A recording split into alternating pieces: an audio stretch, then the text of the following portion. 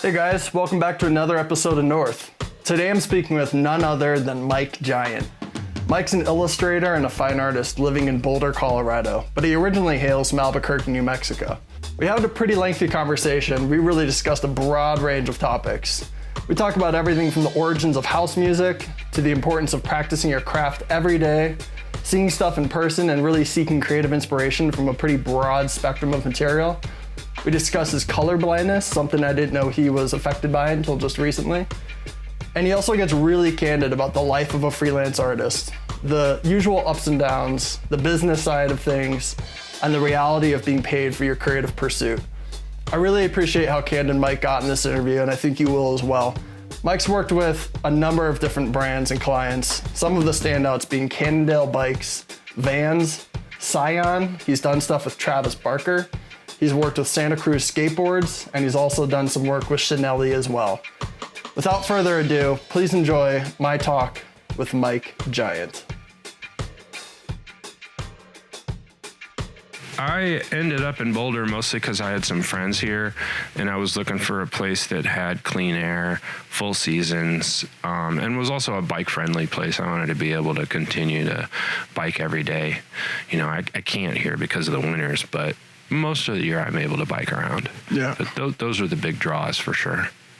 So I've been watching on your Instagram that you've been doing art night here for a little while. Yeah, I had been. We just moved it to another studio recently. I kind of needed my studio back, and it's kind of a big pain in the ass to rearrange the studio every Wednesday to have people in here and then get it back to where, you know, I can work on it. Like even when you came in today, I mean, it's chaos in here. That's kind of how it needs to be day to day. I need to move things around and work on different projects, so it can be tricky, you know. And my buddy's place in Broomfield, he's got tons of room in a basement for lots more people, so we can accommodate even more people over there. And I think even we're going to move it up to Longmont pretty soon, another town nearby. A friend of mine rented out like the whole top floor of a building in downtown Longmont, and she's got tons of space, so we might move it up there. And is that something you're doing basically just to give like local artists a chance to come in and just see each other's stuff? Or yeah, it is Boulder. There's not really an art scene here, for real, you know. There's students, but they come and go, so the people who are like living and working here as artists are pretty few and far between. And my buddy Sam Parker moved out here from Atlanta a few years ago, and he would come by and we would draw, and I think it was him that suggested maybe we just open it up and invite more people. And it just kind of evolved organically from there. And, you know, at the most, we probably have 25 to 30 people, and sometimes there's only 5 or 6 of us, you know. It really depends, but it's really fun either way, you know. So let's go back to the beginning. Okay. Mike Little, not Mike Giant. Little Giant. Yeah, Little Mike. Little Mike. So New Mexico, if that's correct? That's right. We moved there in '79 from upstate New York. I was 8 years old at the time. And that basically is where you started getting into what you're doing now, or when did this all start to sort of coalesce? Well, you know, I mean, I was drawing as soon as I could hold a crayon, you know, so when I was living in upstate New York, I think I was already drawing and doing stuff like that, you know, and that continued when I got to Albuquerque.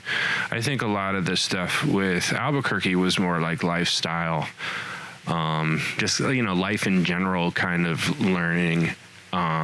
Like I had never been in a single fist fight the whole time I lived in New York. And that first week in Albuquerque, I got jumped a few times by whole gangs of kids. And I was just, that shook me up really hard. So I can look back and see that was a fundamental thing that shaped who I am and my personality, and, you know, maybe why I'm covered in tattoos and all that kind of stuff, you know, for real. But, you know, and I think New Mexico thing is a real big part of who I am, even today, you know, especially now that I'm just a state away. I'm back in New Mexico a whole bunch. And, yeah, it's a big part of, like I say, it's just a big part of who I am, you know, for better or worse. It's not an easy place to be and to come from, you know, to grow up in. But at the same time, it's a really unique American culture that I still applaud, you know, and I'm thankful that a lot of the cool old New Mexico traditions are kept alive by people, you know, and spread to other places even.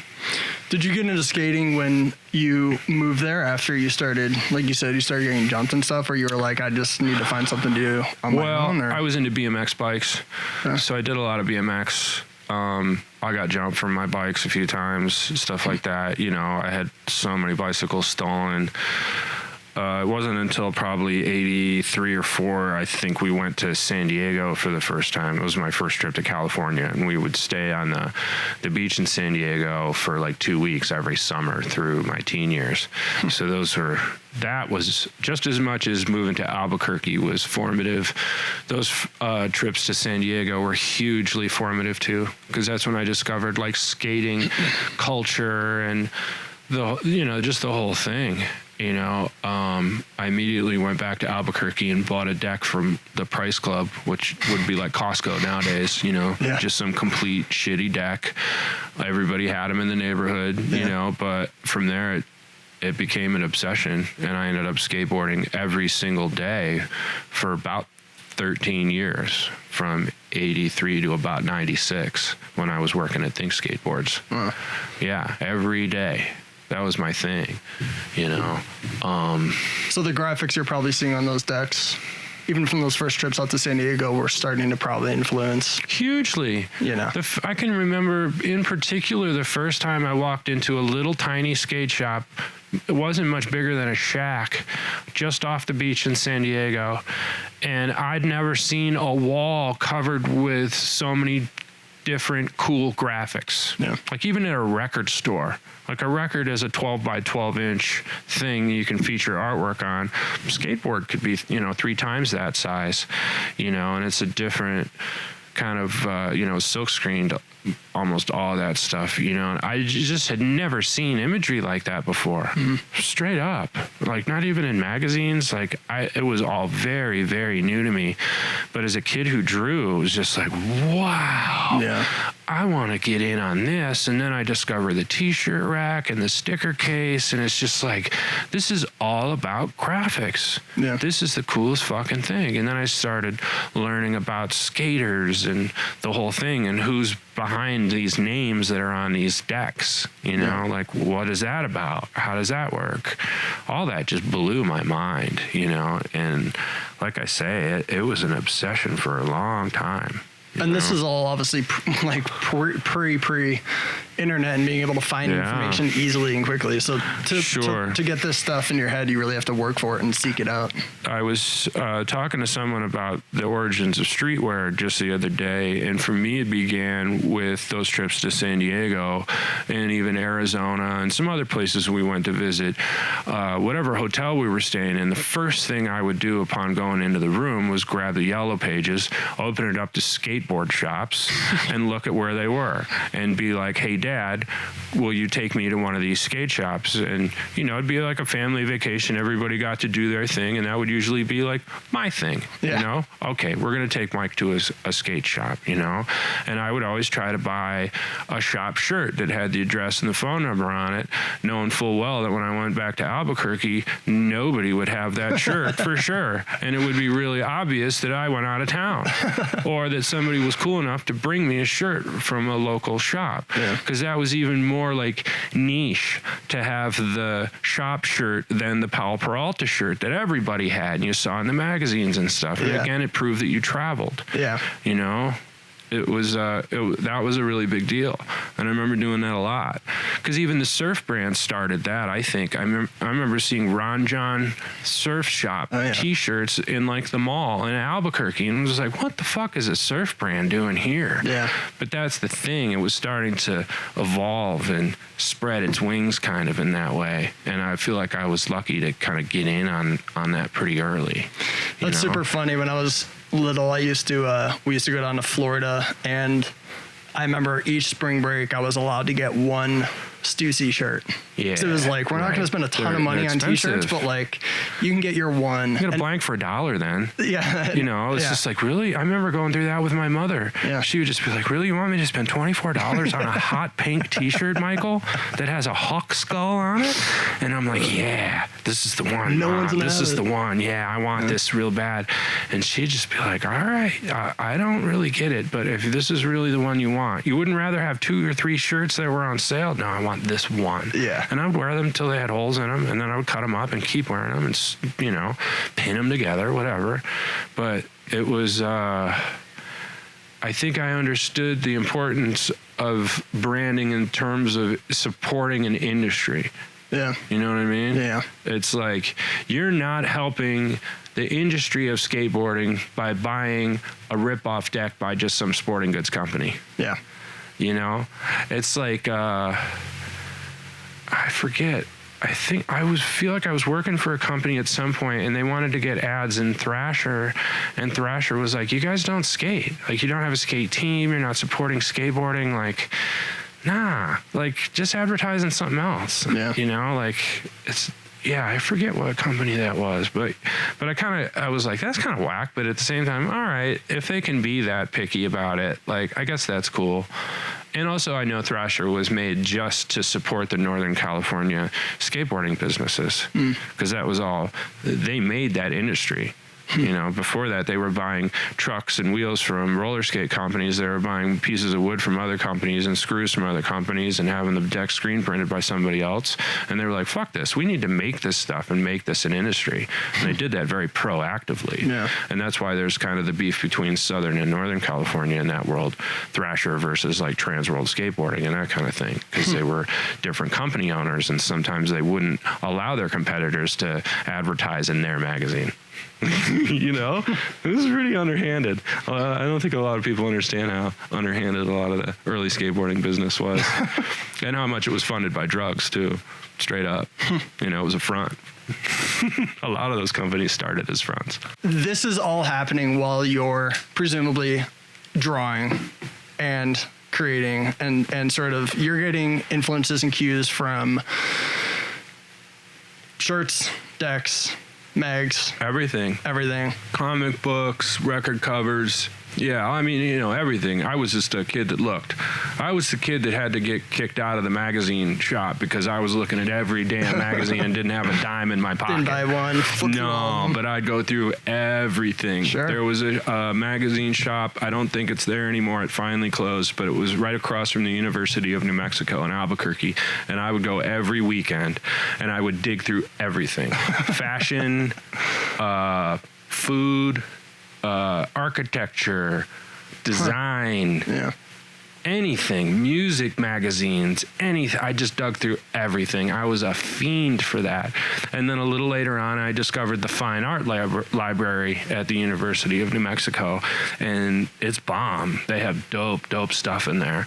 And they had a really good subscriptions to all the new magazines that I couldn't find anywhere else. Yeah. Arts, architecture, design, that kind of stuff. Yeah. And I was up there a lot.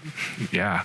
Even when I moved back to New Mexico in 2003 as a grown man, I still would go to the Fine Arts Library at the college there and hang out and just dig through books for hours, and then step outside and find a place to smoke a joint on the down low and then go back in the library.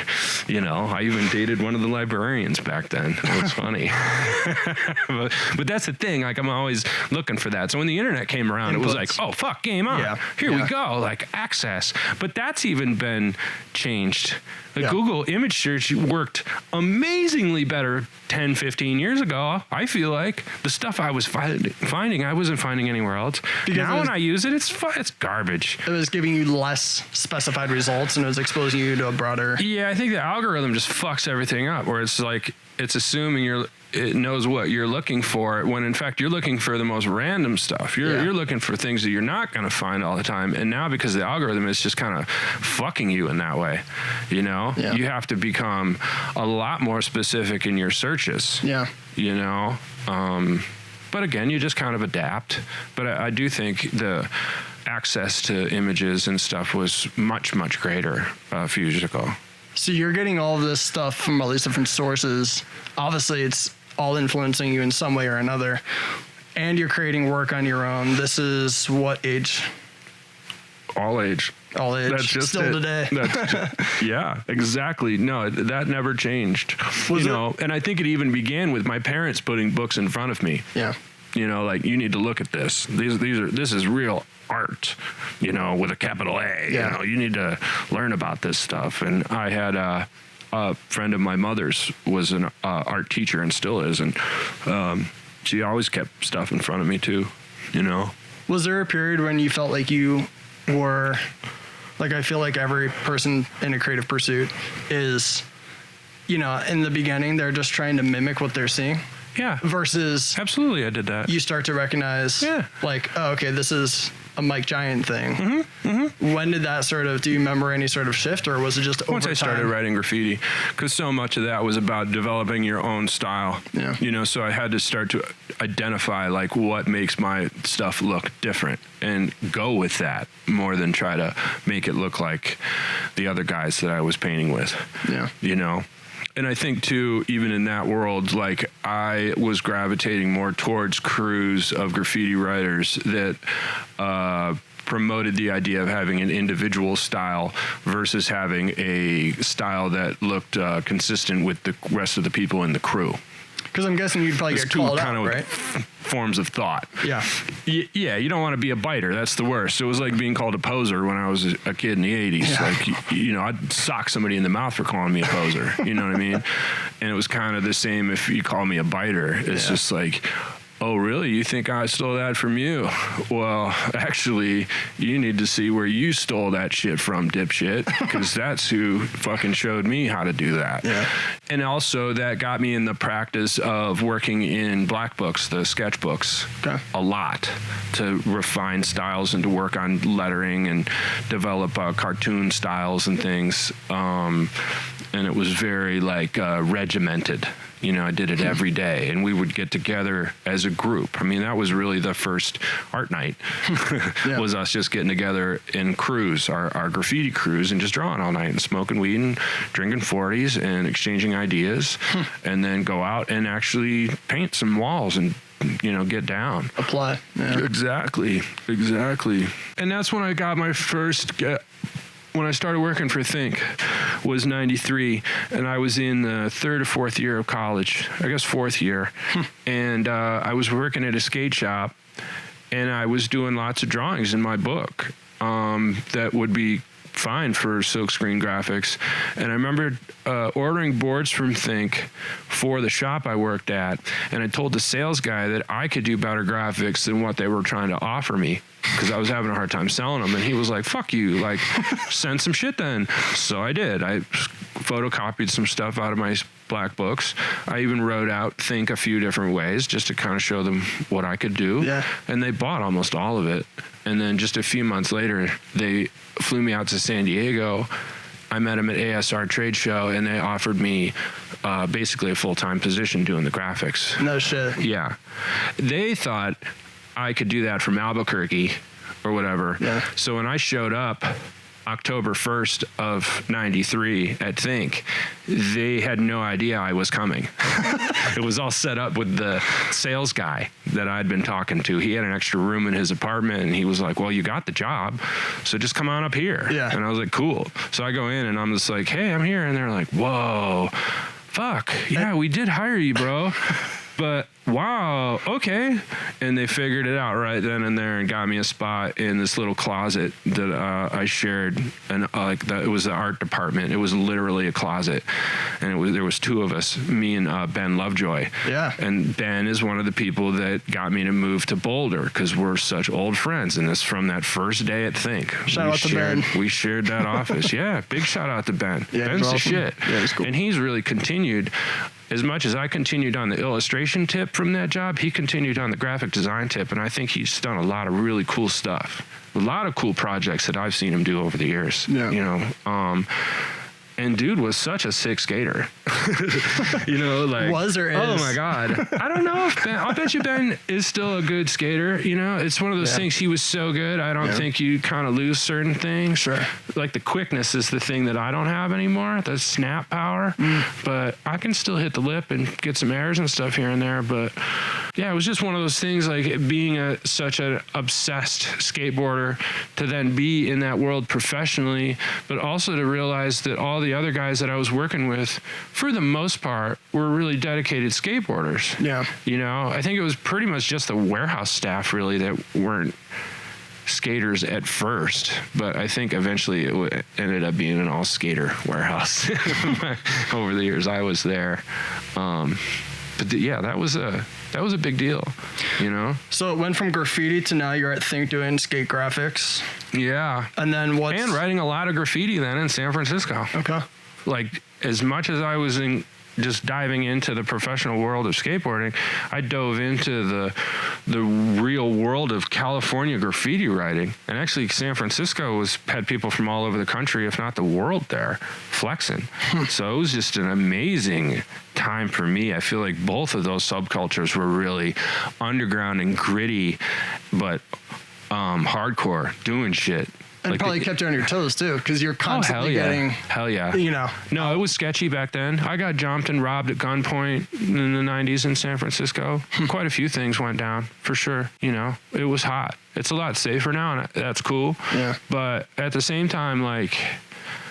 I think when it's hot, it keeps you, like you're saying, it keeps you on your toes, and it's an energy level, you know. And then I would kind of express that energy at the drawing table, you know, doing stuff for skateboarding, you know, which again is a street thing, you know. So it all kind of works hand in hand to me. One thing balances out another.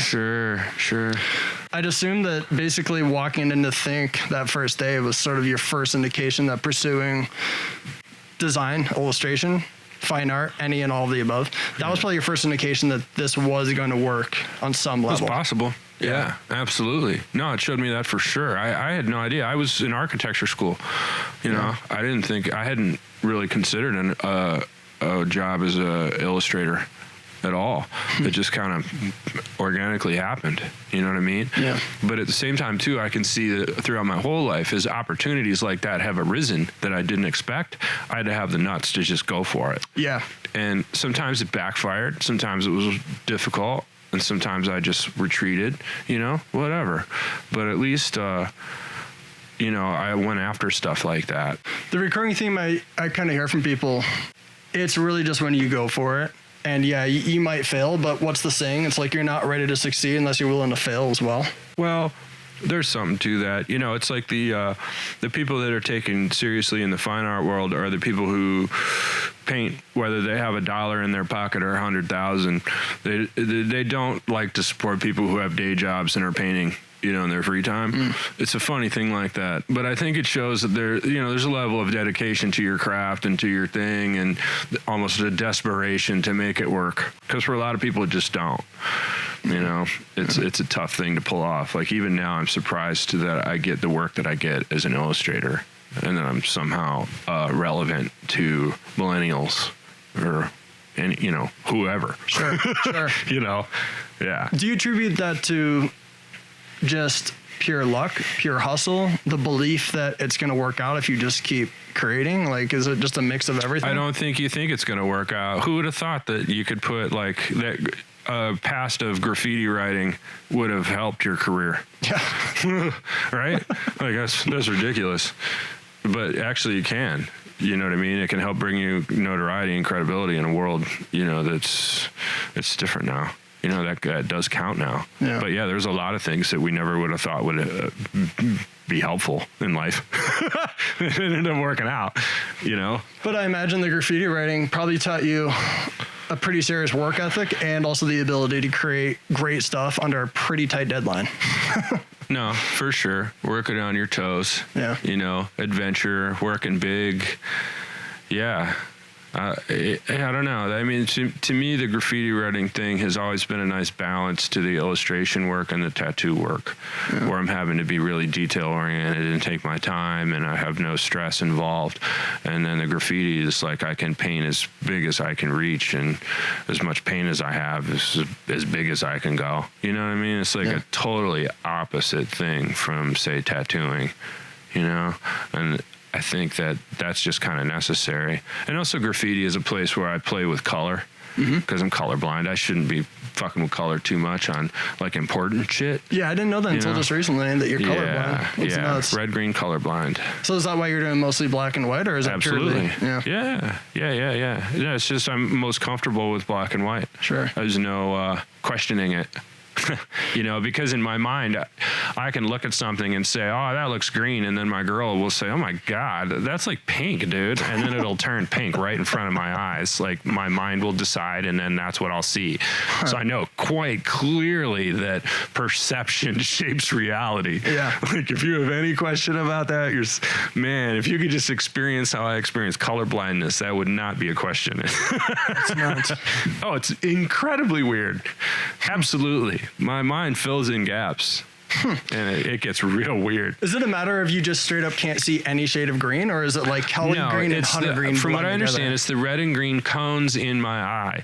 So as light comes in, the red and green cones are misinterpreting the light and sending a false signal. Now, there's other colored cones in your eye, so not all colors get messed up. Yeah. What it mostly does to me is after the primary and secondary levels on the color wheel, once you get into the tertiary layer, the third, where the secondary colors start to get mixed, that's where I start to get lost. And there's various levels beyond that even on a color wheel that are completely imperceptible to me, as far as the subtleties and the tones and the hues. The box of 30 crayons, I can see most of those. The one of 100 and some, there's a lot of those that just look yellow or just look orange or just red, And in the world of tattooing, it's better to keep a simple, straightforward, repeatable color palette, because if you've got to touch up somebody's tattoo, you want to be able to touch it up with exactly the same color. Now with me, I couldn't do that. I can't mix colors on the fly. I have a lot of friends that are tattooers that work much like a painter. So they're just kind of dabbing the tube into different colors and then looking in the tube as they mix it up, in the tube before they put it in the skin to see what they're working with. That would be a nightmare for me, and the tattoos would look awful. Luckily, I was very regimented in the way that I worked and set everything up the same way in a very systematic way, so I was very careful. But if a customer came in and was like, hey, I want you to do this painting on my back and I want you to match the colors, I'd say immediately, nah, you need to talk to my buddy, you know, whatever. I used to work with a guy named Mike Davis at Everlasting Tattoo in San Francisco, and he's a fine art oil painter. I think he uses oils. He might use acrylics. It wouldn't matter. But the way that he tattoos is that way, like if you need colors matched, he could match them. Right on the fly. Absolutely. Wow. I think so. And I think he even has the skill to make it a little bit darker, because normally colors are going to heal a little different.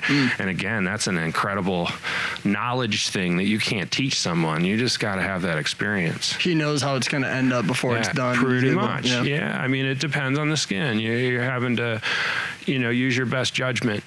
Black and gray tattoos are that way too. Normally the light gray shading is still going to look quite black when it's first done. But over the course of 6 months to a year, it's going to soften up and get to where the tattooer hopefully was aiming for.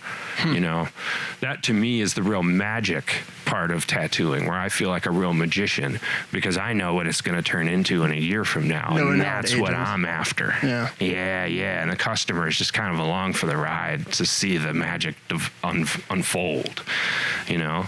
So when you're starting any project, whether it's large scale tattoo, whether it's a fine art print, are you seeing sort of the finished end result? Like, do you already know what the end of the song sounds like, and you just need to play back the instrumentation, or how does that work? There's still a lot of interpretation as things go along.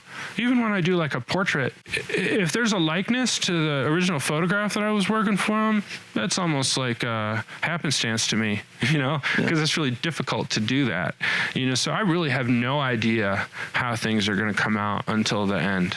You know, for the most part, it's still quite a mystery on some level, for sure.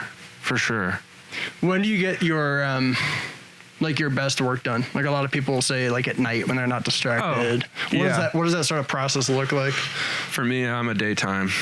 I get in here in the morning, probably 9 or 10, usually 10, and get right to work. And we'll usually take a break around 1. Get some lunch, take a bike ride, come back, and just keep on trucking till like 6. But after that, usually I don't feel like drawing or sitting in the studio. I want to go out and do stuff, and you know, especially too, just like with the lifestyle of like my girlfriend is off at work during the day, so I'll just kill it in here, and then when she's here, I don't really want to be sitting in here. You know, I'd rather be kicking it with her. It really depends. If I'm on a deadline, sometimes I'm like, sorry, baby, like I got to go outside and fucking draw this shit because it's due tomorrow and it ain't done, you know. But most of the time, I don't like to work at night. Night is relaxation time for me, you know. But I get it. I have friends that will like close out the bar at 2 o'clock in the morning and go to the studio and work till dawn, you know, and that's never been my style, other than graffiti writing, but that's a whole other thing. Sure. That's adventure. Crime. You know. I noticed on your Instagram, you're always, I mean, it seems like every day you're super regimented about like showing up to work. And, I have to. And got bills. Yeah, and doing work. I got bills, man, and I'm a freelancer now. I couldn't pay my rent last month. I had to have my girlfriend help me out. Yeah. That's how it goes. Now I'm up, you know, 15 grand or so. I'm fine, but that's the nature of how I live as a freelancer. That was the great thing about working for Rebel 8 all those years. It was a steady paycheck, you know, and it got bigger and bigger as time went on. And eventually just kind of, I lost interest in it, you know what I mean? But it threw me back into freelance life, which is just like I say, man, it's it's crazy. I'm 46 years old, and sometimes I'm down to $2 in my account, and I got to pay the rent that day, and it's like, oh fuck, you know. But somehow karma shows itself in my life in that way. I've never paid the rent late. Really? Yeah, isn't that crazy? Like I somehow things come together. People that owe me money that I didn't even hit up, they'll just PayPal it out of nowhere. And I'm just like, oh my God, thank you so much. You have no idea the timing. Wow. Yeah. Wow. And that's what happened last month. It just all happened. You know, I had to hit my girl up for a little extra, but I was able to get the rest. And it's just crazy that way. You know, I hope people realize that you know, you might see me as successful and steady and all that, you know, and I do feel successful and steady and whatnot, but it is a roller coaster financially. Oh yeah. It's never a guarantee, man. No. You know, cause I was tied up on a corporate job for a whole month and they don't pay for 45 days, you know, and that's what screwed me. You know, I'd been putting in all this work that normally I would get paid for. And that's the other thing that's very different now is I can do a drawing in the studio here, photograph it, put it on my website store and sell it that day. Yeah. Right. Yeah. And get full value on the piece right then and there. That's a huge game changer. And man, saves my ass so many times. Yeah. When it's the end of the month and somehow like those checks still haven't come. Yeah. You know, and I'm just like, damn it. All right. I can hustle. I can do this. And I work it out, you know? Do you get, I know like when if I'm working with a client on a shoot, it's always like 50% up front and then 50% after it's finished. Is that something that happens with you or in your field, or is it more like very rarely, here's the budget and we want to see the work first? Very rarely. Yeah. I mean, sometimes with corporate jobs, they'll break up the payment schedule. But Usually, I mean, since you're just buying an illustration from me, it's not a complicated thing. You know, you tell me what you want. And again, now that I'm established and have a look that's, you know, people want to get at so they can sell what they're doing with my look, they're really coming to me for what I do. Yeah. You know, they'll show me examples of my own work for what they want. Yeah, that's the thing. It used to be, you know, they'd show you somebody else's stuff and be like, can you do this like this? That's what the skateboard job was all about. They'd come in with a painting or an advertisement or a photograph or anything, a scribble on a napkin, a piece of a poster they ripped off a wall, and I would have to interpret that for a skateboard. So it really got me. That was a great practice, actually. And I tell people, you know, if you can get a job in skateboarding, I think it can be really good. Maybe not like the end of the world because it doesn't pay that well. Sure. Skateboarding in general isn't a big moneymaker. Yeah. But it'll get you in the habit of drawing things that you've never drawn before, and you have to. And you have to do it well. How would you best define like your style? I feel like there's obviously a huge New Mexico influence in there. Yeah, I mean, it depends on what you're talking about. I mean, thematically, yeah, there's certain things. The Southwest, tattooing, graffiti, bike stuff, skulls and snakes, you know, all the tattoo imagery, religious stuff. You know, visually, you know, you could almost just call it vector style. Yeah. Because, you know, that's what it looks like, an Illustrator file. You know what I mean? On some level. Just super graphic, you know. And there's also just the old way of like, you describe someone's style by who they were inspired by. You know what I mean? So for myself, it's like Charles Burns and Patrick Nagel in particular. If you look at what they do, it's pretty obvious what I'm doing is in part of that lineage, even if it's not official. Like, I don't know them. Sure. But I sure inhaled their work. Yeah. You know, and really, really, really studied it. You know. Say their names again. Patrick Nagel, Nagel. Okay. He did illustrations in Playboy magazine throughout the 70s and 80s, and they were mostly black and white or just a few colors in that kind of Miami Vice pastel palette. Definitive 80s looking stuff. And then Charles Burns has done a few different series of comic books. Graphic novels, one called Black Hole that I really like, and another one called Big Baby. But he works exclusively in black and white, and he uses a brush, and he also uses white to paint over black, which I never do. And that would make life a lot easier. I think his stuff looks a lot cooler, you know, to me than what I do because of that. But I'm kind of stubborn about my magic markers and not using white. It's like a Zen thing. I don't know. It's just something. I call it the additive method because I only add things to the paper. I never subtract. Never take it away. I never cover it up. Yeah. So if I make a mistake on an illustration, I start over. Whereas most people just white that shit out and just whatever. Who gives a shit? I fucked up, you know. Yeah, have you ever, I mean, I've seen like, obviously your pieces and it like everything is so precise and perfect. Have you ever gotten to the very end and like just sneezed? I give it to a friend.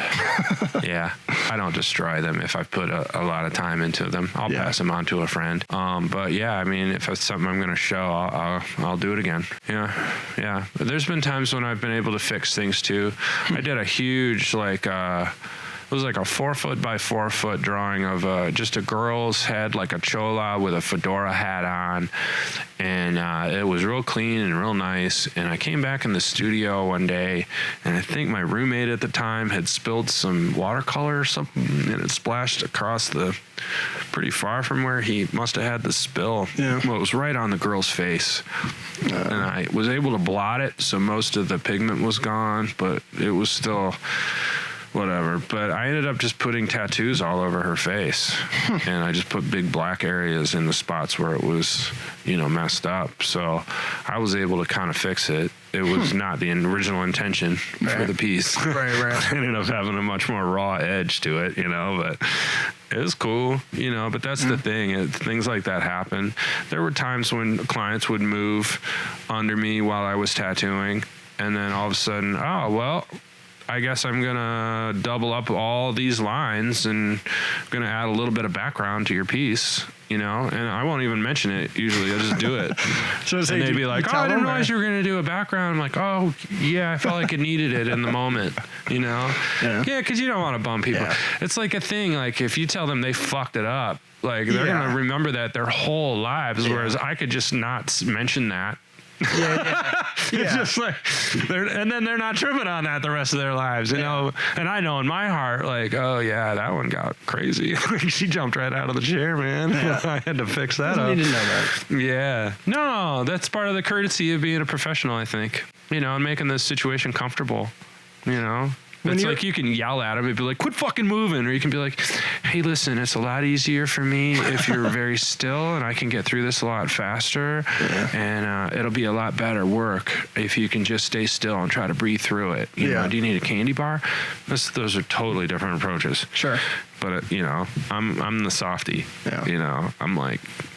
Because frankly, I feel like that's what you get more return customers that way. For sure. Bedside manner counts for a lot, especially in tattooing, where a lot of people are going in expecting their tattooer to be an asshole. Yeah, well, no one likes to work with a dick. But some people will if the dick is that good. Yeah. That's a business where you can get away with being an asshole if you're that fucking good. That's just it, because tattooing still has a bit of that outlaw flavor. Where you're going in, and it might be a gruff old biker guy that's going to give you this amazing thing, or nowadays it could be a fit model in a jumpsuit in a sunlit loft. Man, there's a lot of diversity in tattooing these days. It's really interesting to me. I'm all for it. So when you're working on a project, are you getting any sort of creative block ever? Like, I know you said you don't see the final image when you start it. You just sort of let it come together as you work on it. But do you get to a point where you're like... It really depends. Normally I have enough commercial work that I have things to work on. Yeah. So every time I come in here, there's something to do. There's a list of things to do. There are times when I get caught up on freelance. I don't need to take on new freelance jobs right away. I might just be working on stuff for a future gallery show, in which case I can do whatever the fuck I want. Mm-hmm. I give myself that freedom, let's say. Mm-hmm.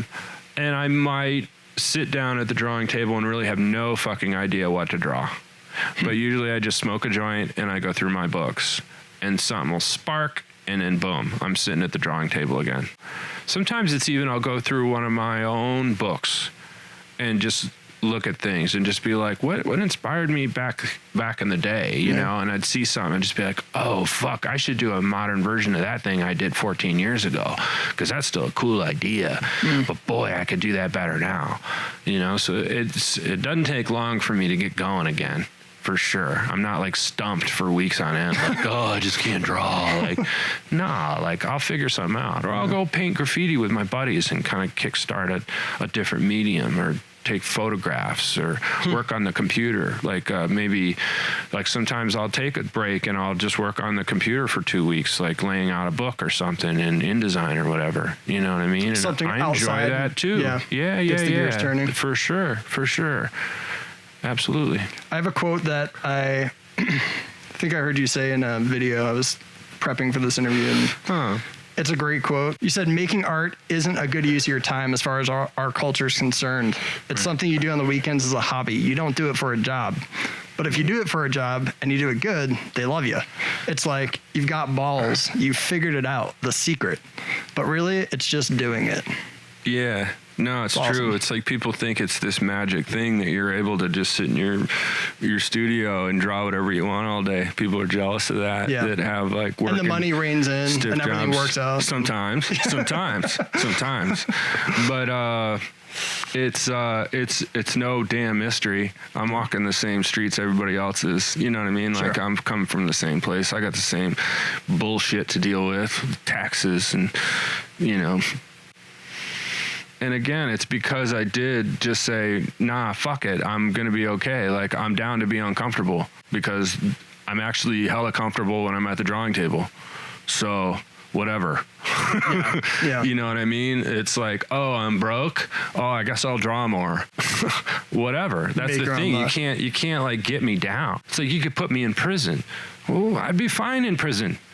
Seriously. Yeah. I'd meditate, I'd do yoga, and I would draw. And I would try to be a helpful person around the place, you know? Try to be a good force in the thing, you know? As much as I could. Whatever, you know? But it's not like I don't fear that at all. I've been liberated from that. I have my passion. I found my thing. And I realize a lot of people just never find that thing. And that's that too, you know? I get that. What percentage of your time is spent doing the business, you know, paying taxes, catching up on late invoices versus the creating? There's been times when I've gotten huge freelance gigs from big corporations, and that's when I'll hit up my accountant every 8 or 9 years or whatever and just be like, hey, man, can we get straight? Yeah. And he tells me what the government has on me. And usually it's incredibly less than what I actually did. You know what I mean? Yeah. So it's just like, whatever, man. I'll deal with whatever you need to deal with. I learned that living in Europe, too. It was like trying to gain citizenship. It was like I was able to earn an income from a company in America and able to live in Europe and work there without taking a job from anybody. It was like, that's a really weird situation for any citizen to be in, right, and for them to be able to pull that off. So I'm just like a flea compared to this monstrosity of a tax system and all the people that are being taxed. And, you know, I'm so low on that radar, man. And again, it's like I try to live my life in a way that I don't need to deal with that. Like, I'm not in debt. Low overhead? I mean, my overhead's the highest it's ever been, but I'm also 46 years old. The kind of money that I get for freelance is decent, but if I'll tell you, for the same amount I'm paying for like 2.5 acres with a creek and woods and 3 different buildings, I could get a 1, maybe a small 2-bedroom in San Francisco, you know? Yeah. So it's all relative, really. Sure. How much you want to hustle. Yeah. Because at the same time, I could probably get a place around here for like a little house for like 12 to 1,500 in one of these little towns around Boulder, and be chilling, and barely have to work at all. Seriously. You know what I mean? Boulder's gotten so pricey. That's just it. Like, it's fine. It's fine for what I have. You know what I mean? Like, I don't even really like Boulder. Really don't like it in a lot of ways. It really bums me out. But I'm on the edge of town, literally, and I have a really dope spot. So, like, you could put me anywhere in the country that's the same situation, and I'd be pretty damn happy. I've been at the front line of gentrification a few times. I've been that hipster white dude that moved onto the block. And then I go back 3 years later after I left, you know, and what do you know? It's been fully flipped. Is that why when you first moved to New Mexico as a younger kid, you said you got jumped? Was it related to just like something like absolutely that? Was. It was a white invasion. There were advertisements in national magazines at the time saying, come to New Mexico. There's jobs, there's opportunity, there's land, there's, you know, affordable housing, a whole new frontier. All right. So all this opportunity is jumping off. None of the locals are educated to take those jobs. So they see all this opportunity and all this new shit and all these people coming, and they're not getting in on it. You know what I mean? So it was the kids whose parents were getting fucked by all that change that were kicking my ass. And I was just a symbol of that. I was incredibly tall, incredibly pale white, almost blue. I feel like freckles, white blonde hair, right? Ugly. I had fucked up teeth. I had braces for 4 years. I was into Dungeons and Dragons, man. Like, man, I was a target, dog. Like, and I was the biggest kid in school usually. So it was like, yo, you got to take out that dude. And I fought like a banshee. It wasn't an easy thing to get me. Like, you know, they'd usually have to send 5 or 6 at a time. It shakes me up thinking about it. It was awful. Just like every day going to and from school was just terrifying. Like ready to take off running. And half the time I couldn't because I had my little sister with me. She's 3 years younger. she'd be crying, and oh God, it was awful. So speaking of overcoming different challenges, what's been the biggest challenge in your professional career? I think as anyone who's self-employed in a creative field can relate, the lack of stability, the constant ups and downs is something that you have to really get comfortable with, and you have to be able to be willing to ride that wave. That is a hard lesson to learn. I mean, as much as my life has been consistent, I had a job in an animation studio. I'm trying to think of other kind of art jobs that I've had. There hasn't been that many. I mean, I had a lot of like retail jobs and stuff. I worked in a porno shop midnight to 8 a.m. for a while. Like, I've had some fucked up jobs, but I think that the thing with me has just been rolling with opportunities. It's like in probably 94 or 5, I was getting tattooed in San Francisco at Ed Hardy's shop called Tattoo City by a guy named Nala. And I had expressed some interest in learning how to tattoo. And he was like, nah, like, I can't really teach you. I'm really in no position to be able to do that. But then, and I kind of gave up on the idea. Then 98 rolled around, and he was in a position to hire me to work at a shop that he had just partnered in New York City. And I jumped at the chance.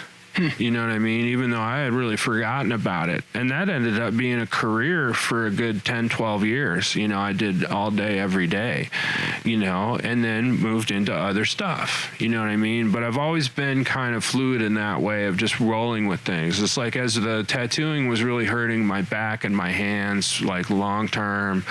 And also I was able to command more money per hour as a freelance illustrator versus a tattooer. It was like, well, why am I destroying my body and my spirit and everything with this incredibly difficult medium when I can just sit at the table with some markers and do the thing I enjoy the most? Yeah. And that is actually paying the most now. So I think it's just about maneuvering through things. Yeah. You know what I mean? And not tripping on change either. Just a lot of people are just like, oh, I'll tattoo my whole life. I'm a tattooer. This is my thing, man. Like, I would never turn my back on tattooing. And I'm just like, wow, really? You're just like cutting yourself off of all of this world of other opportunities just so you can stick to this like image? It's, I don't know. I get it. But the people that I appreciate more are the people that also are more well-rounded like that. Ed Hardy was the perfect example of that, and probably the pioneer. He was a professional tattooer. He was probably the guy that had the first custom tattoo shop in the country, and he always had a fine art career, and he even comes from a fine art educational background. You know what I mean? I think he went to the Art Institute in San Francisco, a really prestigious school. And he was self-publishing and published work about tattooing that had never been published before. And even today, the guy is still 100%. Yeah. Producing incredible fine art. I don't think he tattoos at all anymore. I can't imagine he would, but just as like a person that I look up to, and then again the other people who are like that, like Grimy, I think really embodies that too, where he can do a lot of different things, and he also worked for Ed Hardy. Tell us who that is, if you can. Grimy, yep. Grime. Look him up. He's an incredible tattooer. He came from the same kind of background I did. He grew up in the Southwest and was a graffiti writer and a skateboarder. Still is. He's a really fascinating guy. But the way that he has operated his business and expanded his interests, I think is really inspirational. Like, he's really into motorcycle racing now, which was totally unexpected when I first saw that he got into that. But he's dedicated himself to it, and he's competitive. I think that's really cool, to see. It's like, I just like to see people live life, Yeah, and a really balanced mix of things. If you can. Sure. I mean, there's so many people that are just like, their career is their life. Their 9-to-5ers, their whole fucking life, from 18 to 65. And that's all they know. And I think that kind of a life can be just as full and, of the human experience as anybody's. I don't think that matters, But for me, I want to experience the variation of things. I think that was even, I think that's sadly maybe even kind of appropriate if you look at my ex-girlfriends next to each other over all the years. I can look back and just be like, oh boy, variation, I guess, was the theme here. But even that kind of changes as you get older. It's, for sure that's gotten a lot different. I could give a shit about all that now. Yeah. So I've asked a few different people to provide some questions if they wanted to be able to get your take on things. Sure. First person I asked was an artist in Indiana, I believe, Illinois or Indiana, Jeremy Selzer. He's actually the gentleman who did that really cool illustration using my portrait I shot of you, and then he put it up on Instagram. Yeah. So I reached out to Jeremy. Okay. So he wanted to ask you sort of who your biggest inspirations are in both art and also music, because I know you're super into music. We were just listening to Elvin Jones before we got recording here. No, music's big. Yeah. Well, I spoke about Charles Burns and Patrick Nagel earlier. They're really still really inspirational to what I do. Also, fine art painters, Wes Lang and John Copeland. They're both good friends of mine. They're on the East and West Coast now. But I love their work. It doesn't look anything like anything I do, and whatever, but I just love it. I love the way that they work and their attitude and the subject matter. I really love Scott Campbell's work too. I worked with him as a tattooer around 2000 in New York City, and he does a lot of work with currency and explosives and all kinds of crazy shit. And he continues to really blow my mind and kind of do things that are hinting at the tattoo world, but are really, in line with some fine art kind of stuff. Let's say, like, musically, Killer Mike, just because we're homies. Like, when I hear his voice and I hear him talking, like, I connect with that personally now. So I get really hyped to listen to his projects and stuff. Like, whenever he releases something new, it's like I'll play it over and over and over, and I don't really do that with other people's stuff. I was a raver for years. So that music's like DJs more so than individual artists. Sure. So there's still like some DJ kind of stuff that I'm into. There's like a thing called Deeper Shades of House is a podcast, and I subscribe to that and still listen a lot. And I do find house music to still be really motivating. Especially, it's the thing like from a raver, when you hear something new, it has this specialness to it, a sound you've never heard before, a combination you've never heard before. And in the midst of a 4 or 5 hour groove, a drug-induced dancing whirlwind kind of thing. Are there any specific house artists, whether they're new or older, that you would? Yeah, absolutely. Old school, like by name, Bobby Condors is my number one. A Jewish guy that moved on into doing reggae after house music, but his tracks are, I think, definitive deep house. A guy named Todd Terry. Trying to think of who else I really, really dug, like from the deep house era. That's the thing. The producers' names were. It was more like labels that, produce certain kinds of sounds, like I love the Chicago and that like Chicago house sound. I really dug. There was a guy named Bad Boy Bill during the rave era that did some crazy shit. He had a weekly radio show, and I was getting tapes of house music radio shows from all over the country that I was trading with people. And even in college, I was on KUNM, the local college radio station, on Friday nights, and we played hip-hop from 10 to midnight, and then from midnight to 1, we played classic house music. If I'm not mistaken, wasn't the origin of house coming from Chicago? Wasn't there like a club or something called? A house is basically a group of, what would you say? Transvestite? It's a gay thing. it's a place to get together, and you compete against each other with dance and style and fashion. So there were different houses. Voguing. Remember voguing? Madonna doing the Vogue. Oh, Come on, sure. Vogue. Yeah. Well, that was voguing was the style of dancing from the houses. So the different houses would compete against each other. Groups of usually black men, from teens to, quite old, like old drag queen kind of styles. And it was just that thumping music that was meant to just move you and keep you moving. And that grew out of disco. But disco became cocaine and fucking white people getting stupid, And I think the black folks, especially the gay folks and whatnot, had their own scene and were doing some pretty heavy drugs and were homeless and stealing shit. And a lot of the fashion that they were showing at these house events was all stolen. And that was a thing of pride to be able to get over on these motherfuckers that are putting us down, not only because of their sexual orientation, but their color. And so the house thing to me is powerful, but it's a fringe thing. There's a lot of electronic music now, and there's festivals and whatnot and all this stuff. But the deep house scene, and even just the actual the gay houses, that's still a very fringe thing.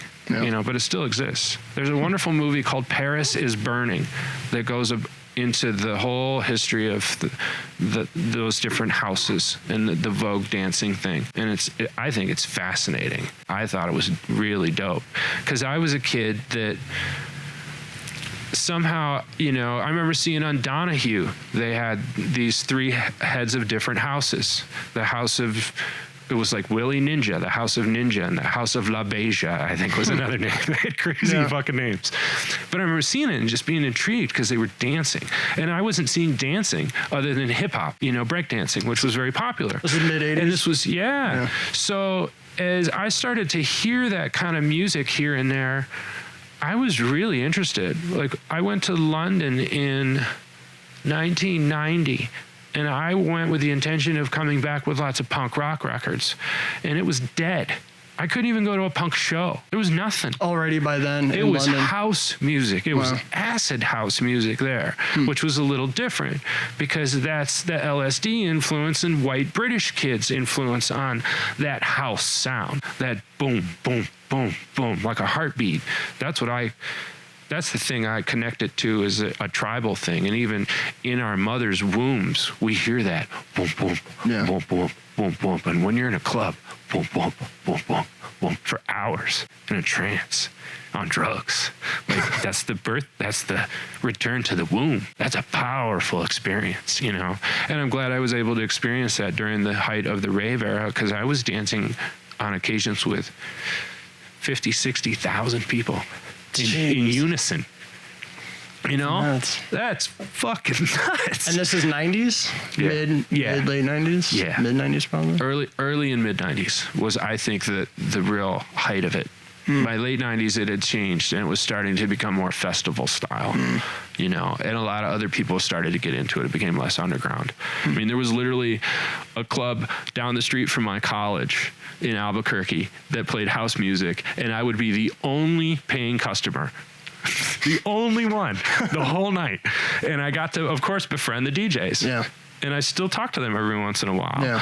But I was so into that, and that was just after I had made that first trip to London, and I came back not with punk rock records, but with tons of tapes of acid house music. So when I started to hear it out and about, or I'd see a flyer that mentioned it, I would go with copies of the tapes and I would just give them to the DJs and just be like, hey, I was just in London, and their eyes would brighten up and they'd be like, no shit, here's tapes. Are you fucking kidding me? Yeah, These are for them me? A gold mine. That's just it. Because on London radio, you'd hear things that weren't going to get released for many months, maybe even not a full year in the States. So to get those radio shows, they were dropped. Even today on pirate radio in London, you're going to hear stuff that might never get released. Yeah. And I love that. Yeah. When I lived in London in what year was that? 8, I had a friend that ran a pirate radio station out of his kitchen in his apartment. It was so dope. And I wish I still had the tapes, but they used to give me shout outs, and I had, you know, the tapes of them. Shout out to the man like giant. That was their like slang thing. It wasn't just your name. It would be the man like, and then your name. So Jay Farrakhan, who you talked with at Caffeinated Mornings, Yes. Angry Bovine. Yeah, I was talking to him this morning. Oh, cool. He wanted to know if you view yourself as an artist or a tradesperson.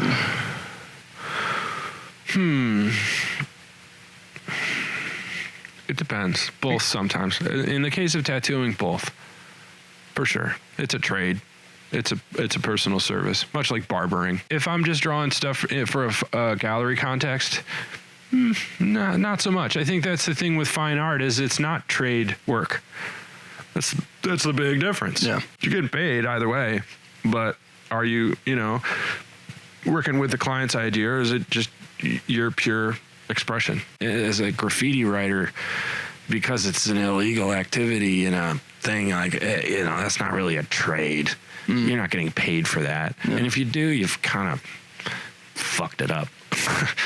You know, I mean, I'll do murals and stuff with spray paint, but I don't know if I've ever been paid to just write my name in graffiti on a wall. I think I've been offered to, but, you know, I just was like, no, that's weird. How do you define success in what you do? And it can be anything from just personal fulfillment to, you know, you got to work with this brand, or you were published in this publication, or... It's real personal and it's at the table, you know. It's just having the freedom and the ability to sit down at the drawing table for as long as I do, you know, because that's where I want to be. So success is gauged on simply that, my ability to be able to get in here and get in the studio and not be distracted by fucking bullshit, emails and taxes and, you know, whatever. Like the days that I come in here and I don't have an agenda are actually really nice. You know, and it's relaxing, and I can just be like, all right. It's like I'm back up on the plus side financially right now, so stress is down. It's nice. I got to admit that. It's true. Money stresses me out. When I don't have it, it's on my mind a lot. And as a meditative kind of thinker, and I'm listening to my thoughts rather than identifying them with them so much, you know, it's like, man, it's kind of annoying to realize how much I spend thinking about fucking money. And knowing, you know, and then I have to bring myself back to the present moment and be like, you're doing what you can about it. Right now, dude, you're working. So like, fucking just work. Just work. I think anyone who's in a creative field has fear at some point, fear of failure, fear of... I think it depends on your gig. What do you... You know, like, again, when I was with Rebel 8 and had a salary, like, I wasn't tripping on shit. It was pretty mellow. You know, I just put my head down and worked, and didn't have to worry so much about shit. You know what I mean? It's just, it just really depends on your situation. I mean, if you've got consistent good money coming in, you know, I've had friends that had their whole collections bought, like 60 paintings for 6 figures out of nowhere. And then all of a sudden they're wealthy. They're fine. They don't have to go do shit. For real. Invest that shit. You know, don't work ever again. But they're like, nah, like, I still got to go to the studio, dog. Like, yeah, I have that, but I'm still going to work. I guess I don't really trip if it's going to sell or not, but... You know, but stuff sells because it's dope. That's it. And it's a weird situation. You know, I think it really depends on where you're at, and also how much you want out of it. Like you're saying, you know, if keep your overhead low, that's the main thing. If you are making jewelry that you sell on the street on the weekends and you only make a few $100 or whatever, but you're living in a little cool shack behind your friend's house and you don't have any expenses, that's a dope lifestyle as far as I'm concerned. Like, I give hippie kids a lot of credit for just keeping it simple and doing their thing and having their craft, whether it be blowing glass pipes or making fucking sandwiches or making necklaces, whatever. You know, it doesn't have to be this big thing. We don't all have to be fucking Jeff Koons or whatever, who doesn't even do his own stuff. That's the other funny thing. Most of the people at the highest end of the fine art world, they don't do their own shit. They're damn particular about how they want it done, but they're not getting their fucking hands dirty. So many of them. And frankly, I'm down with that because that can be a great gig for somebody right out of school, to be an assistant for somebody like that. That's like super fucking A-list. Like you get to see how it really works. Maybe a little, bummed after learning, See behind the curtain a little bit. Yeah. And in that way, there's the difference between tradesman and artist, right? I may be a tradesman in that way because I'm still physically making the thing 100% from start to finish. Nobody else has touched that fucking piece of paper, at least as far as putting marks on it or whatever. Whereas there are a lot of people that make shitloads of money as artists that don't know how to do at all what they're presenting. Is that important? To me, not so much if it's dope. You know what I mean? But at the same time, as a craftsman, I'm much more into somebody's work that I can see they've taken some time and care and some craft, that appeals to me. But I'm not above a great artistic idea. There's a lot of people that just have these fantastic ideas, and boy, those are great. I love going into a gallery that just blows my mind. It's just like, how did you fucking do this? Like optical illusions, or I don't know, just, things that aren't just a picture on the wall. You know what I mean? Yep. Experiences. I really, really appreciate that too, for sure. Those things hit me on a really deep kind of like spiritual level, which I love as an artist. Because my whole thing is to try to get a reaction, to get you to keep looking because there's something that's attractive. You know what I mean? And I love when people can do that just with like lights or colored fabric or, just like the most banal kind of things, but put in a gallery context under just the right conditions. And it's just spectacular. You've never seen it like that before. That shit still really, really inspires me for sure. I still, when I travel, I like to go to the big museums and the fancy galleries and see, because I never know what's gonna just, like I say, that's life to me, is that feeling of just being like, oh, what the fuck is that? And that's the funny thing too about life, it could be an amazing piece in a West Side gallery in New York, but there might be a woman in a dress in the same place that's far more stunning than anything I've seen that whole day in a museum, And I think that's kind of the fun of it, of just being out in the world and keeping your eyes open for inspiration and not just looking past things. I think that's a good thing about graffiti writing, is that it gets you to read the streets. It's almost the curse for some of my ex-girlfriends. I taught them how to read the writing on the walls, and they've never stopped, even 20 some years later, you know what I mean? And every time it kind of reminds them of me, and sometimes that's not a good association, It's kind of funny that way. But it's this thing about having the eyes to see, and I'm glad for that I still have that curiosity. I want to see. So if you're starting over again, you're right out of University of New Mexico? What would you tell yourself starting out all over again, if you could give yourself a bit of advice? Oh, man. Well, that's it. I wouldn't change anything. I think the one thing that I've really had a difficult time with is relationships, especially with women. I think that the graffiti thing and just the success that I've had has made me really self-centered. I can always just retreat to the studio and I'm fine. I'm actually better than fine. Alone is easier, so to speak. And I think I unnecessarily mistreated some people. And this hypothetical question, I think I would try to pay more attention to that stuff and open myself up a bit more and not be so self-centered. The funny thing is that self-centeredness in the commercial world and in our culture This is what makes you successful, right? That word. But that's the thing. I think life at this point at 46, I think it's about those bigger life things, about respect and what real love is. It's not lust. And I think that it's growing in importance in my heart, but I think it's slow. It's funny like that. You know, even though I'm at this age, like I've been kind of allowed to live like a goddamn teenager. And so, that's the only thing I can really think of is just try to be cooler about that shit and listen to them a little more. And that's a great place to end, Mike. Good.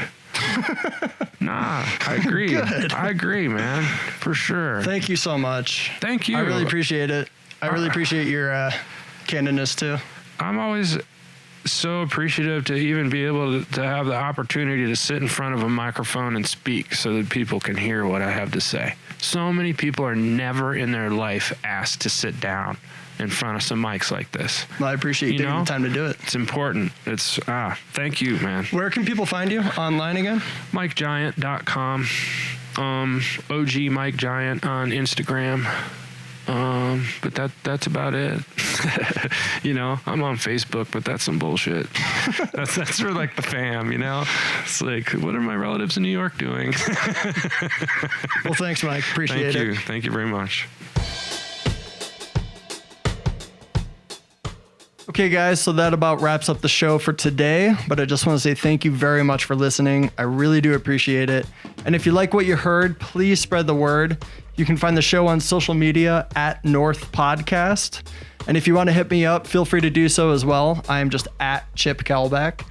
And if you wouldn't mind taking just a minute to leave a review, subscribe to the show, tell a friend, that's always appreciated as well. So thanks again, and until next time.